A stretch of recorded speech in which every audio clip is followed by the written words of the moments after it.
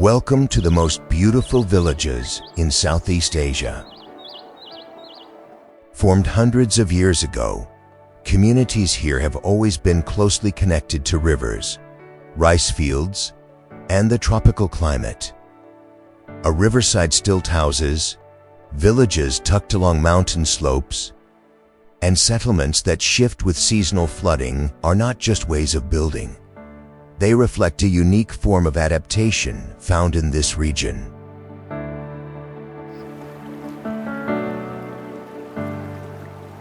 This connection between nature and daily life creates a slower rhythm, where people continue to preserve community values, beliefs, and traditional crafts across generations.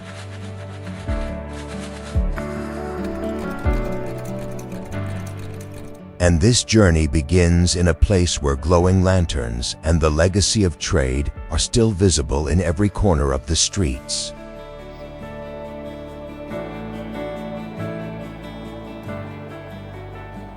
Hoi An, Viet Nam. Located along the lower Thu Bon River, Hoi An was once a bustling international trading port from the 16th to the 18th century, connecting Japan, China, and the West. When its port role declined in the 19th century, the town barely expanded, which helped preserve the old quarter structure for more than 400 years, something rare in Southeast Asia.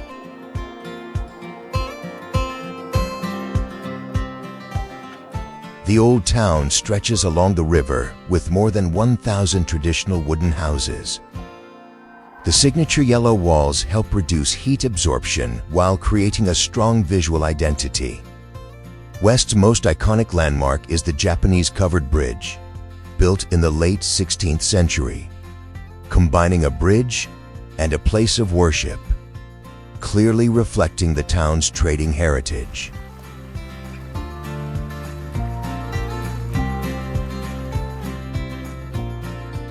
Closely tied to this architectural space is the tradition of handmade lanterns, crafted with bamboo frames and dyed silk.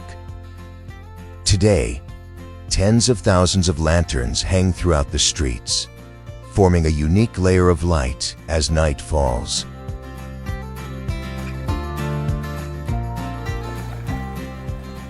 On the Hoi River, visitors sit on wooden boats, drifting slowly with the current, while releasing floating lanterns for good luck. From the water, the entire old town appears with shimmering reflections, offering a completely different perspective from walking along the streets.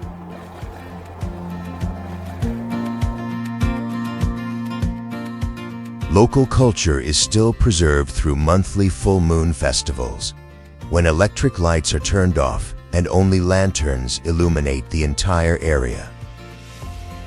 Hoi An's cuisine also stands out, with dishes like Cao Lao, made using ancient well water, and Mi Quan, shaped by the region's climate.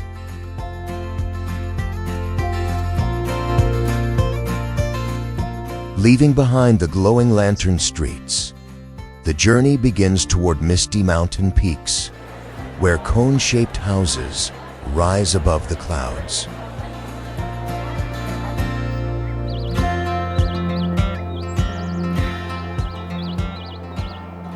Wae Rebo, Indonesia.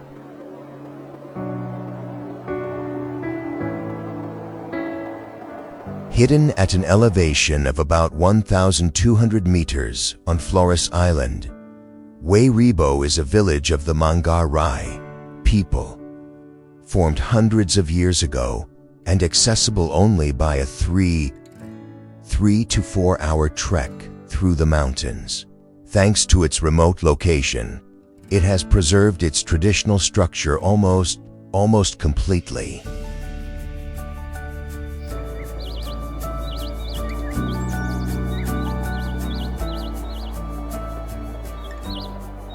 The highlight is 7 cone-shaped Imbalu Niang houses, each about 15 meters tall, built from bamboo, wood, and thatch. Each house has 5 levels, used for both living and food storage. This structure helps resist strong winds, retain warmth, and adapt to the highland climate.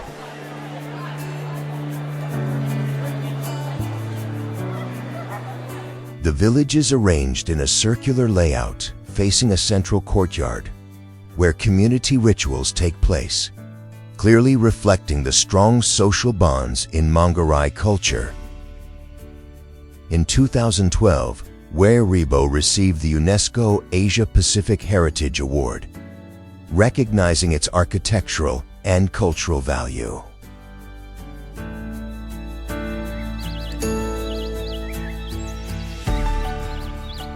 Visitors entering the village must take part in a greeting ritual at the main house as a sign of respect.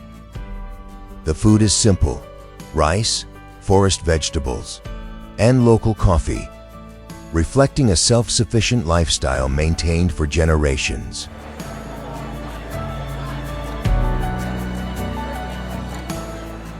Leaving behind the cone-shaped rooftops above the clouds, the path leads into a lush green tea valley, where a quiet lake reflects the calm atmosphere of the borderlands.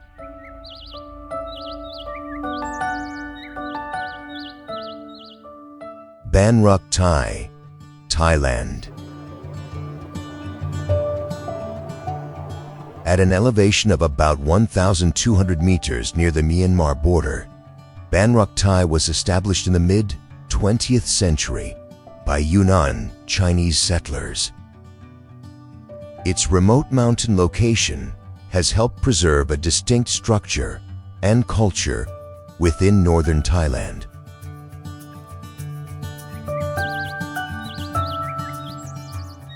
From above, the entire area appears like a closed basin, with a lake at the center and tea plantations layered across the hills. Rows of oolong tea curve along the slopes, with small huts scattered between them. Visitors often walk along narrow paths through the hills, enjoying the peaceful scenery while experiencing tea picking and tasting right at the source.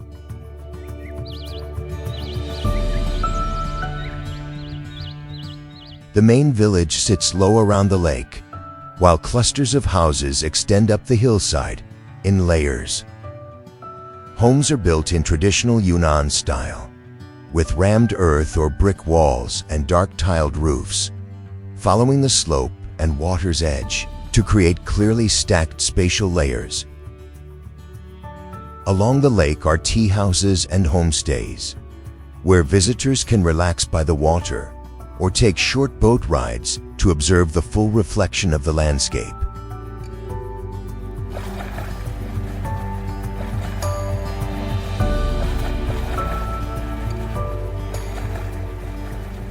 Yunnan culture is reflected in daily life, from tea-drinking traditions to cuisine like Chinese hot pot and Yunnan-style noodles. During celebrations such as Lunar New Year, the village comes alive with lanterns and lion dances, offering a vivid cultural experience if you could visit. What time of day would you choose to see Rak Thai?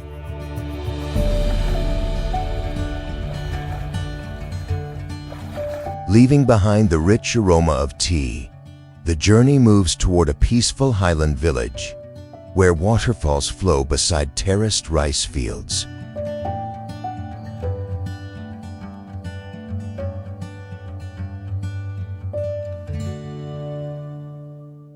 Cat Village, Viet Nam.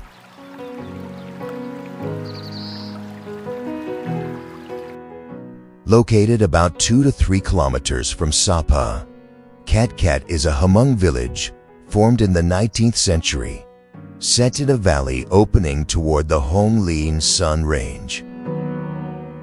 The steep and rugged terrain has shaped the settlement along the mountainside, preserving the traditional highland structure of northwestern Viet Nam.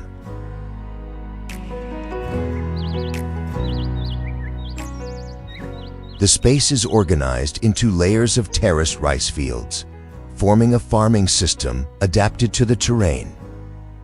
Visitors walk along trails down into the valley, passing through each level while observing daily activities such as rice cultivation, linen weaving, and indigo dyeing, traditional craft still practiced today.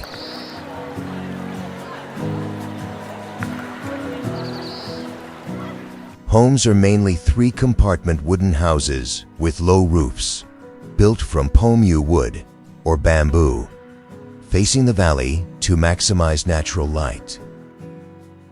The houses are scattered along the slopes rather than clustered, creating an open and continuous connection with the surrounding landscape.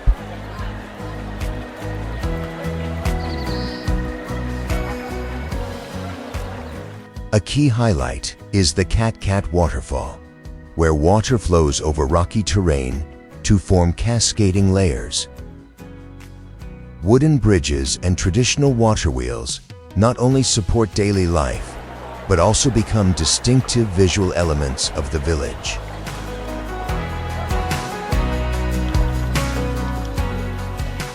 Hmong culture is clearly reflected in clothing, music, and daily life. Visitors can try traditional outfits, watch can performances, or taste local dishes like thang ko and grilled pork, offering a deeper look into Highland living.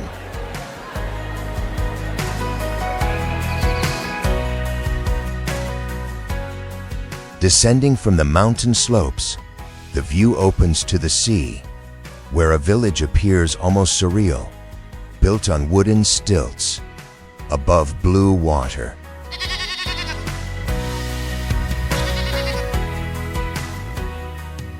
Koh Panyi, Thailand. Located in Phang Nga Bay, Koh Panyi is a Muslim fishing village formed in the 18th century by Indonesian settlers. Due to steep limestone terrain and lack of flat land, the entire community is built on wooden stilts over the sea, creating a unique settlement separated from the mainland.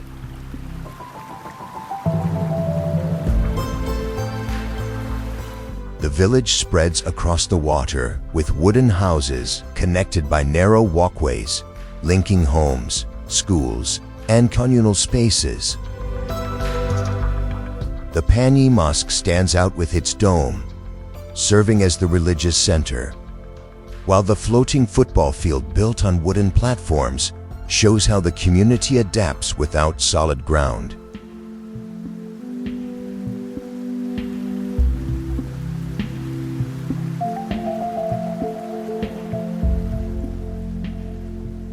With no roads, movement relies on wooden walkways and small boats.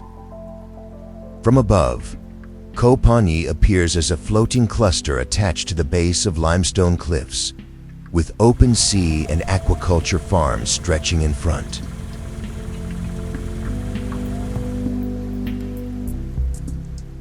The best time to visit it is from December to April, when the sea is calm and the weather is dry, making travel easier.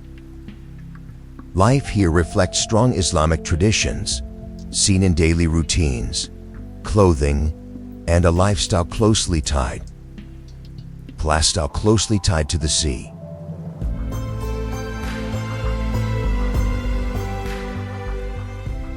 Leaving behind the limestone cliffs rising from the ocean, the journey continues toward inland waters, where people glide across the surface using a unique leg rowing technique.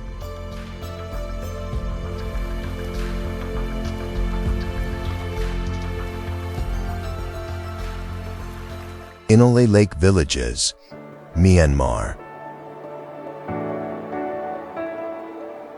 Covering about 116 square kilometers in Shan State, Inle Lake is home to the Intha people, with stilt houses and floating villages formed over centuries.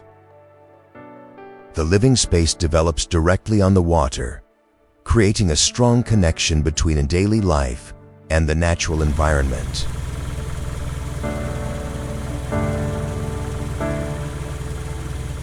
Homes are built on wooden stilts, while farming areas are created from floating vegetation beds anchored by bamboo poles.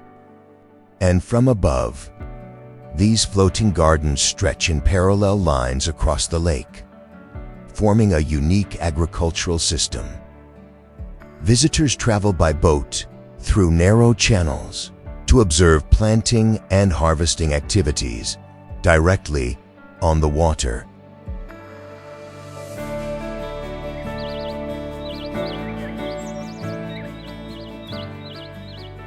A distinctive feature is the Inle Lake rowing technique. Fishermen stand at the front of the boat, using one leg to control the oar while maintaining a clear view for fishing, an image strongly associated with this region.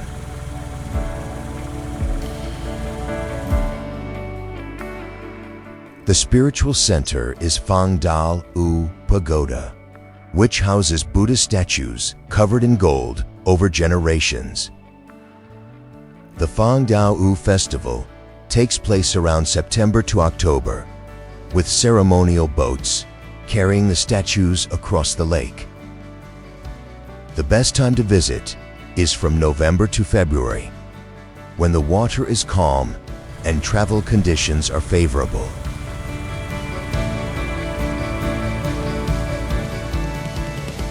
Shifting from the still lake to the open ocean, the journey rises onto dramatic cliffs where an ancient temple watches over powerful waves.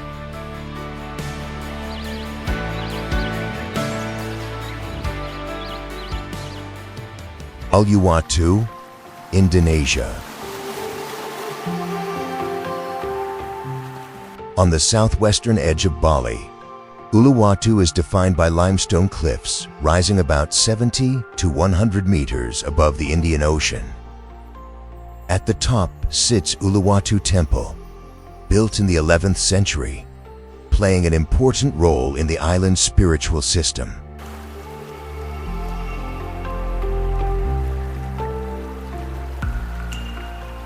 Residential areas and villas stretch along the cliff edges, mixed with greenery and open views toward the sea. From above, buildings form a continuous line following the cliff's outline, while the steep terrain creates layered spaces descending from the top to the base.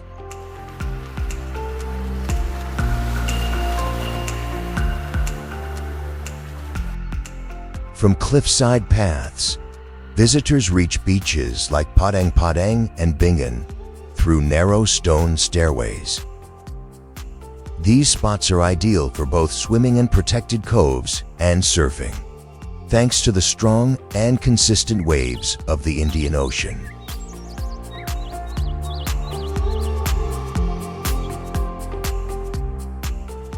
As the sun sets, the area around the temple becomes the main viewpoint. Watching the sunset, combined with the Kachak dance, performed using rhythmic chanting and fire to retell the Ramayana epic, creates a signature Uluwatu experience. If you were here, would you watch the sunset from the cliff top or down on the beach below?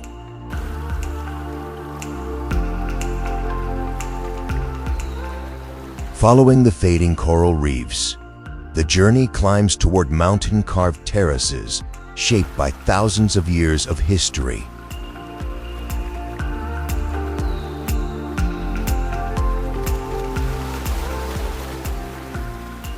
Banaue Rice Terraces, Philippines. Formed more than 2,000 years ago in the Ifugao Mountains, Banaue is a vast system of rice terraces stretching along slopes over 1,000 meters high. Built entirely by hand by the Ifugao people, this structure adapts directly to steep terrain and harsh natural conditions.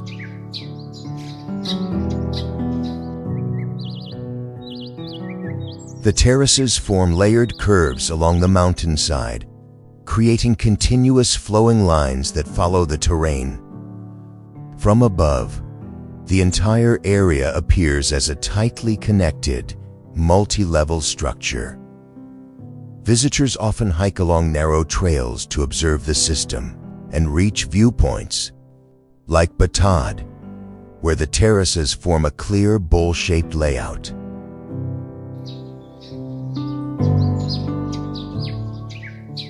Within the valley are small village clusters surrounded by terraces. Wooden houses with steep roofs are grouped together, reflecting the communal lifestyle of the Ifugao people. Visitors can descend into the villages, take part in farming activities, or stay in homestays to experience highland life directly.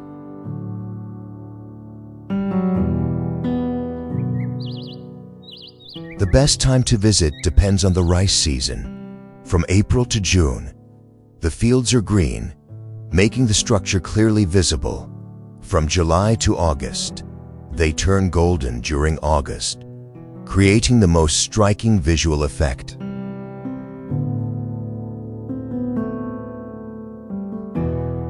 Leaving behind the flowing layers of rice fields, the journey moves toward a powerful natural boundary, where a massive waterfall pours down like a white ribbon through the forest.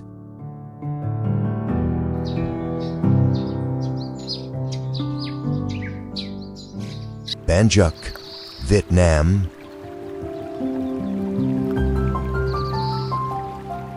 Located in Koh Panyi province along the Vietnam-China border, Baan Jabo waterfall forms on the Khe Sung River, spreading across nearly 300 meters in multiple cascading layers.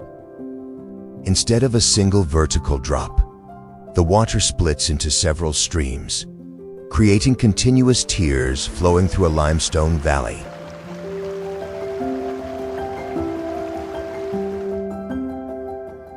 Surrounding the area are villages of the Tay and Nung people, with wooden stilt houses and low roofs facing the fields, arranged along the river and farmland. From above, the layout becomes clear: waterfall, river, fields, and village aligned in depth, forming a living space closely tied to the terrain.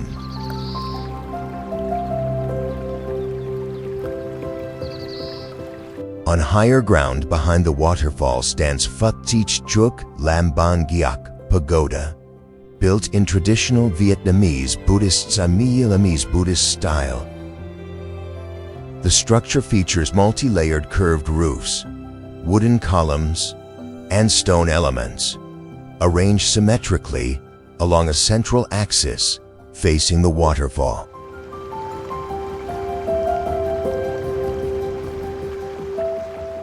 The closest experience comes from riding bamboo rafts on the river, approaching the base of the falls. From the water, visitors can feel the force of the flow and see the fine mist rising as the water crashes down, where sound and movement become the main experience rather than just a distant view.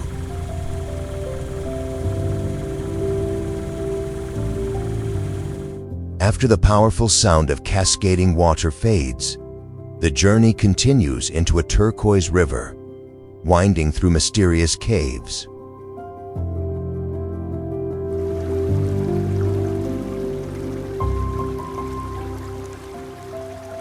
Vang Vieng, Laos.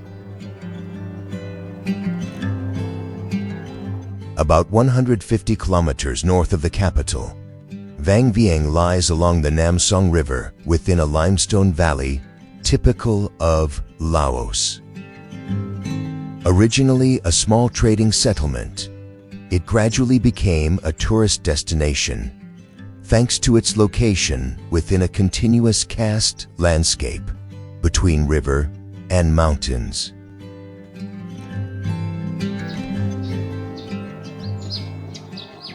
The village stretches along the riverbank with low-rise buildings such as homestays, cafes, and small hotels. Most face the water, offering direct views of the surrounding limestone mountains. And in the morning, visitors often take hot air balloon rides to see the entire valley from above, when soft light and mist reveal each layer of terrain.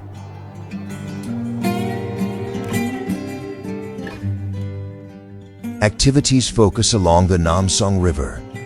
Visitors kayak, boat, or float downstream through the valley, stopping at caves and blue lagoon spots for swimming and relaxation.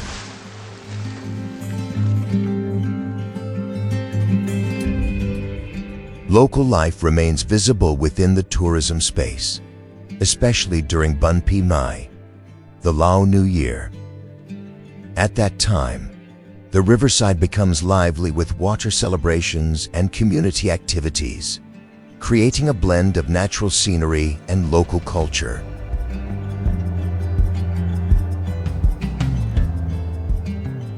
Moving deeper into legendary highlands, the journey leaves the river behind and climbs onto steep cliffs, where traces of ancient culture remain.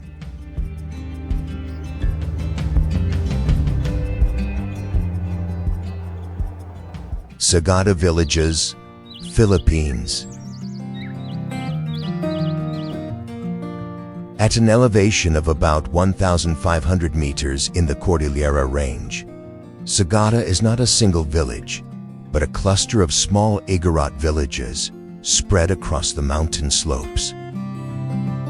These villages were formed independently, yet they are connected through footpaths and shared farming spaces, creating an open community structure in the highlands.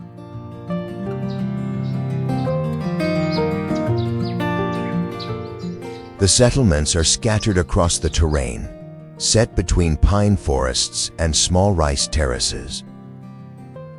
Each village has only a few dozen wooden houses with steep roofs, spaced apart to suit the steep landscape.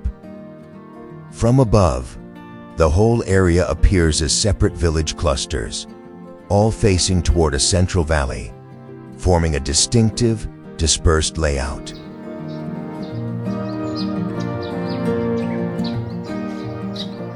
One of the most notable parts of daily life here is traditional weaving. Visitors can move between villages to stop at small weaving workshops, where local people still preserve handmade methods and traditional patterns. Each village may carry its own variation in design, reflecting the identity of its community.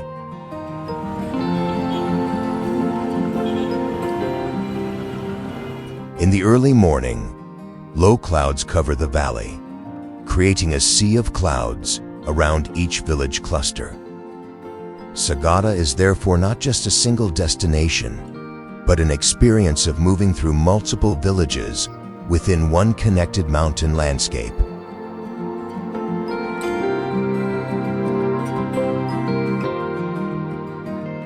Leaving behind the gray cliffs, the journey moves toward the sound of temple bells echoing under the glow of sunrise.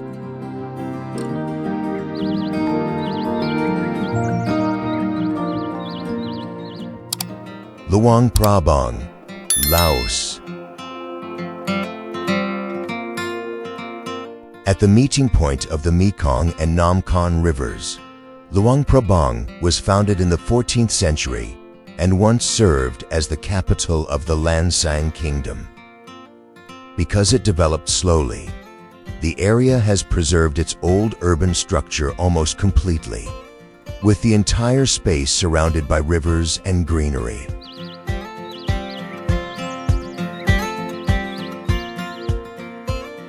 The old town stretches along a narrow strip of land, where low rooftops and temples continue one after another along the street axis. From riverside corners, the layers of architecture can be seen stepping back into the distance, with Wat Sheng Thong standing out most clearly, its multi-tiered roof set right near the water and becoming a strong focal point in the landscape.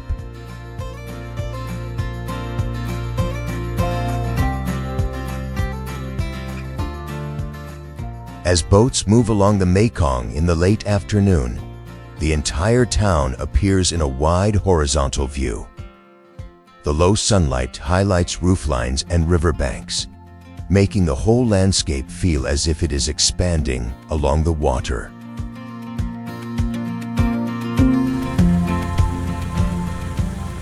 About 30 kilometers from the center, Guangxi Waterfall appears in the forest with layered limestone tiers.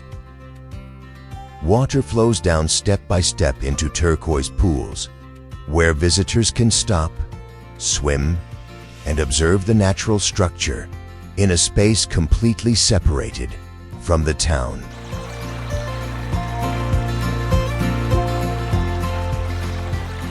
In the early morning, the streets become quiet as the alms-giving ritual, takbet, takes place. The sight of monks moving slowly through the roads creates a distinctive rhythm of life, directly tied to the everyday character of Luang Prabang.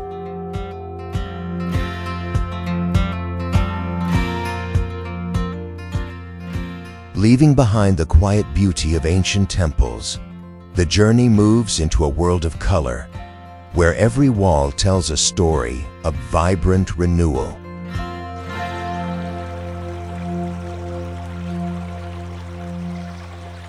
Baan Jabo, Thailand. At an elevation of about 800 to 1,000 meters in Mae Hong Son, Baan Jabo is a Lahu village formed directly on a mountainside with steep and isolated terrain. This setting creates a cool climate year-round and the conditions for low clouds to cover the valley every morning.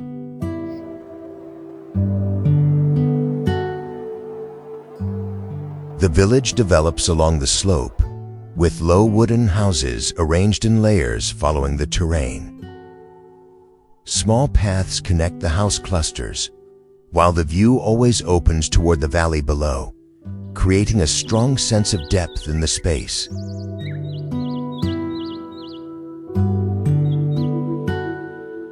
Its clearest feature is the sea of clouds, when the entire lower area is hidden beneath thick mist, while the village above seems separated from the ground.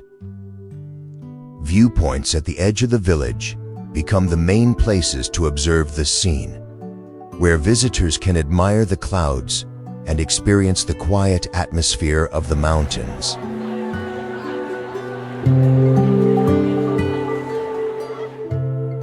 Lahu life still preserves many traditional elements, from homes and woven clothing to community activities shaped by the terrain. Visitors can stay in homestays, walk through the village, and enjoy local food within its slow and peaceful rhythm.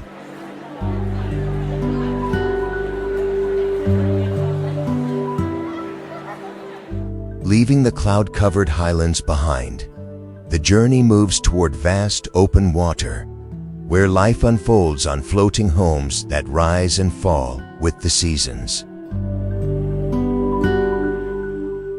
Tonle Sap Villages, Cambodia. Connected to Tonle Sap, the largest freshwater ecosystem in Southeast Asia, the villages around this area were shaped by the seasonal changes in water level. During the rainy season, the lake can expand many times over, forcing the entire living environment to adapt constantly to flooding conditions.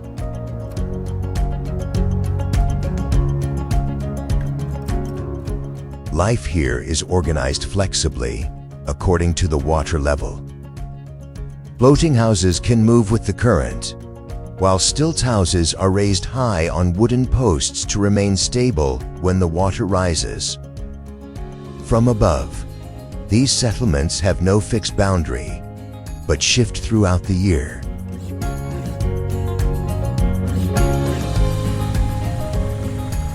Movement through the villages happens entirely by boat, passing through natural water channels that connect homes, markets, and fish farming areas. Visitors follow the waterways through flooded forests, fish cages, and living clusters, directly observing how communities build life around the lake.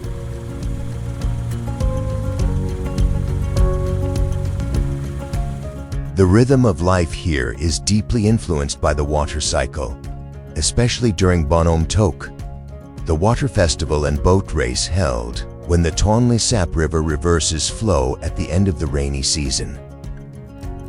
This event carries spiritual meaning while also marking an important seasonal shift for the whole region. Would you rather come during the festival season or at a quieter time to see the lake's transformation more clearly?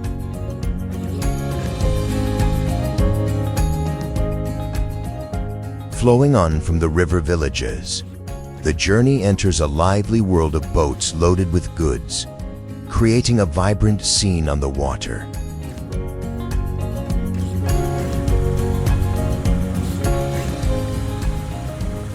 Floating markets, Thailand. Formed through the canal systems of central Thailand in the late 19th century, floating markets appeared when waterways became the main transport routes between settlements and farming regions. Damnon Saduak is one of the best-known examples, with its long and closely connected canal network.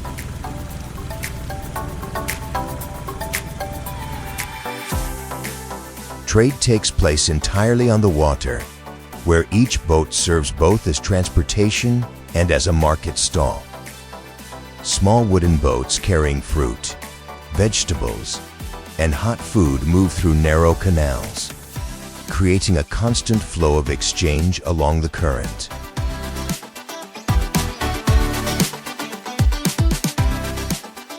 Canal intersections are the busiest points, where many boats gather side by side to trade directly. On both sides are low wooden houses and small bridges crossing above the water, enclosing the market space. From above, the clusters of boats gather at these junctions, forming the area's distinctive layout.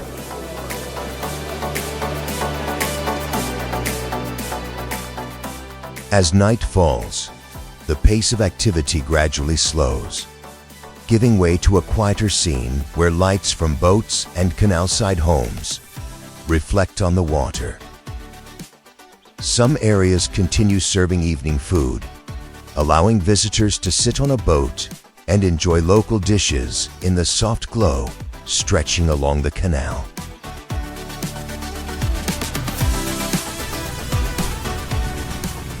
From the busy trading scene, the journey heads towards Paradise Bay, where towering cliffs surround clear blue lagoons.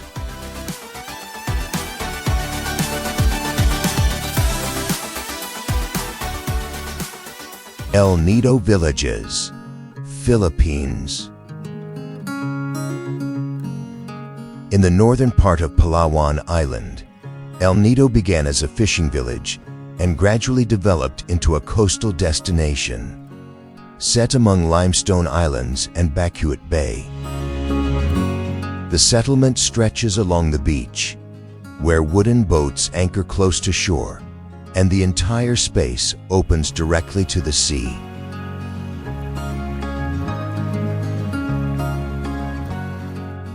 The town sits on a narrow strip of land between limestone cliffs and the bay. Houses are built close together in bright colors like yellow, blue, and red, creating a lively atmosphere, while small alleys lead straight to the beach, maintaining a direct connection between daily life and the water.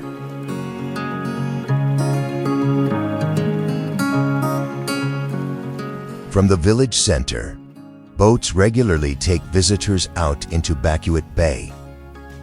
The journey passes towering limestone formations and enters enclosed lagoons, such as Big Lagoon and Small Lagoon, where the turquoise water remains almost perfectly still. Kayaking through narrow rock openings allows visitors to fully experience the enclosed structure of the area.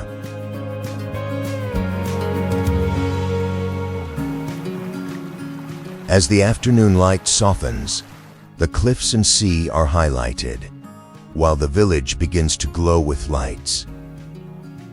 The contrast between the small coastal settlement and the vast natural backdrop creates the signature image of El Nido.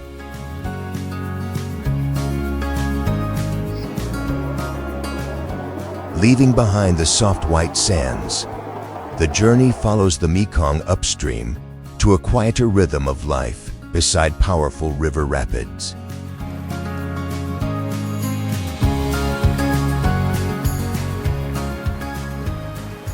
Dandate, Laos.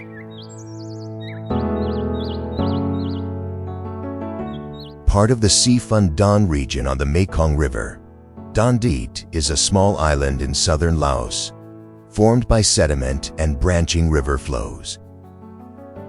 The space here is separated from the mainland, creating a lifestyle completely dependent on the water.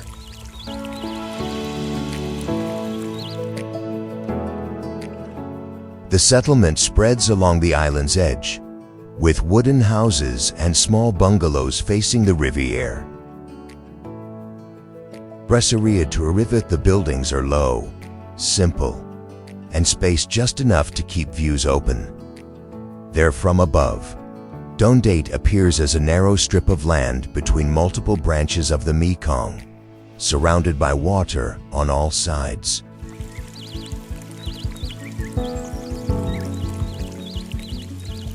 Life moves slowly here, centered around riverside activities. Visitors often cycle around the island, following paths along the water and crossing bamboo bridges that connect different areas. Along the way are small cafes, hammocks, and open viewpoints facing the river.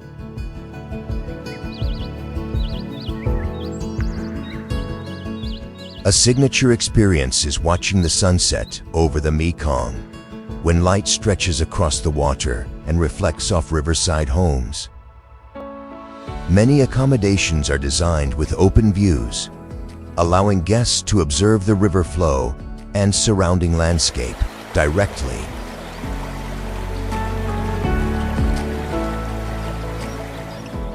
Crossing old wooden bridges, the journey moves into tropical forests, where wildlife still thrives deep within the greenery.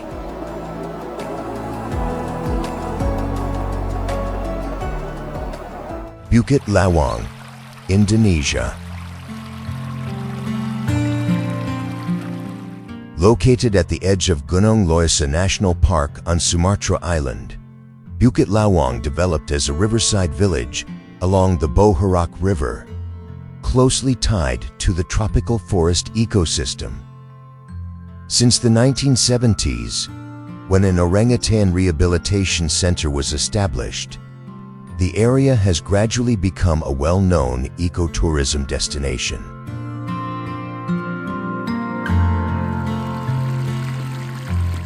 The village stretches along the riverbank, with wooden houses and low-rise lodges facing the water. Across the river stands dense forest, creating a clear boundary between human settlement and nature. And the layout follows the river, rather than expanding into the forest behind.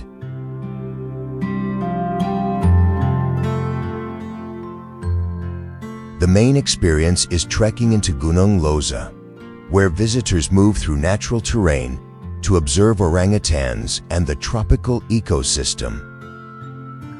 Trails begin directly from the village and extend for hours through untouched forest.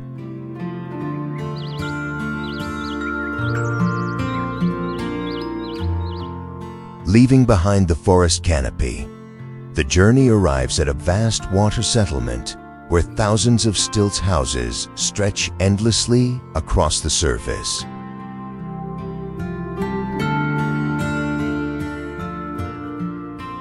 Kampong Ayer, Brunei.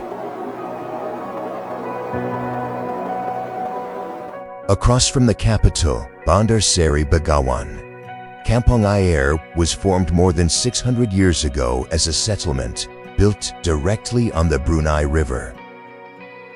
Over time, it became part of the city while still maintaining its entirely water-based structure.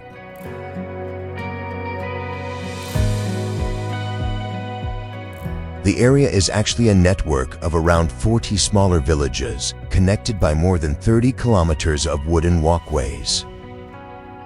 Stilt houses form distinct clusters, with highlights such as the Al-Amira Al-Hajjah Naria Mosque, known for its golden dome, standing among the wooden structures.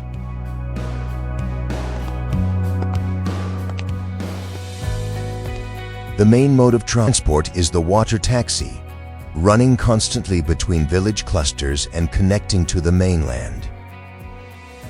Visitors travel by boat through wooden corridors and residential areas, observing how daily life operates in a water-based environment.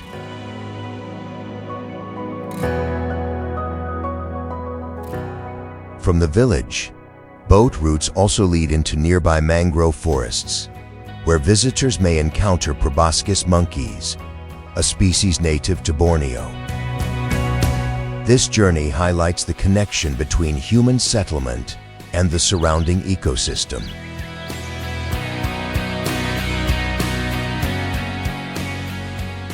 Leaving the coastal air behind, the journey rises into cool highlands, where a European-style village appears in the middle of tropical forests.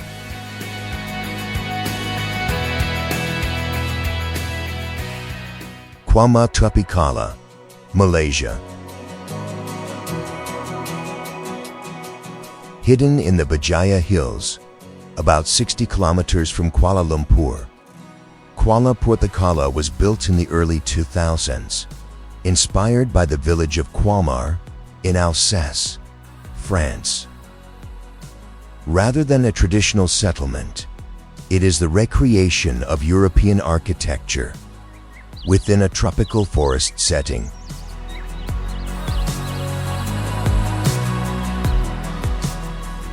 The entire space is organized around a central square, with rows of buildings extending on both sides like a main street.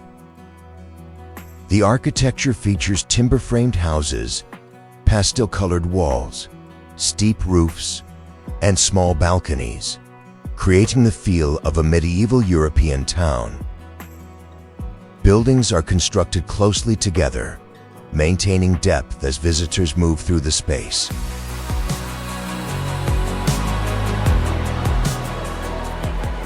Unlike real villages, this area functions as a tourism complex. Ground floors are used for cafes, restaurants, and souvenir shops, while upper levels serve as accommodations. Visitors can walk through the entire area, watch street performances, or take photos at distinctive architectural spots.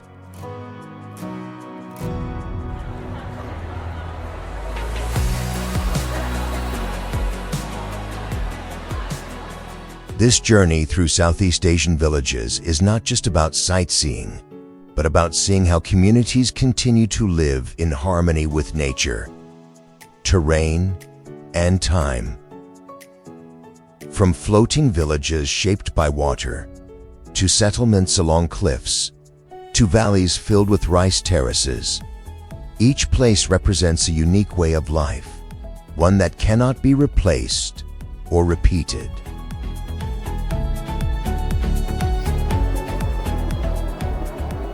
Some places impress you at first glance, while others reveal their depth the longer you stay.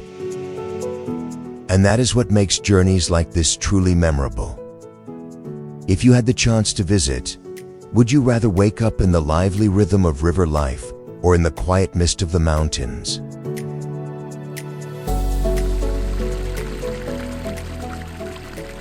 If you found this video helpful, don't forget to like, subscribe, and turn on notifications so you don't miss the next journeys.